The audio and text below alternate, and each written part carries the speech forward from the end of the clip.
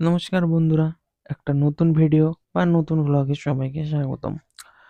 এই শীতকালের রাতে যদি রাত্তিরে গরম গরম রুটি আর পাতে যদি গরম তড়কা থাকে, সত্যি কার না ভালো লাগে বলো? আর সত্যি বলতে রাস্তার হোটেলের তড়কাগুলো কোয়ান্টিটিও কম আর টাকাটাও অনেক নেয়, তো আমার অতটা ভালো লাগে না। তো তাই আজকে বাবিনকে আমি বলেছিলাম যে একটু রাত্তিরে তড়কা বানাতে। যাই হোক, আমার ওপর আর খেচাখেচি না করে ও এক কথায় রাজি হয়ে গেছিল যে চলো তোমাকে আজকে তড়কা বানিয়ে দেবো। তো যেমন কথা তেমন কাজ। তড়কার সমস্ত জিনিসপত্র নিজের হাতে একদম রেডি করে নিয়ে বসিয়ে দিল তড়কা। আর তড়কাটা ঝাল ঝাল এবং মাখো মাখো হয়েছিল, মানে জাস্ট অসাধারণ লাগছিল। মানে রাতের পাতে এরকম যদি গরম গরম তড়কা আর রুটি থাকে, তাহলে আর কি বলবো, আর কি চাই।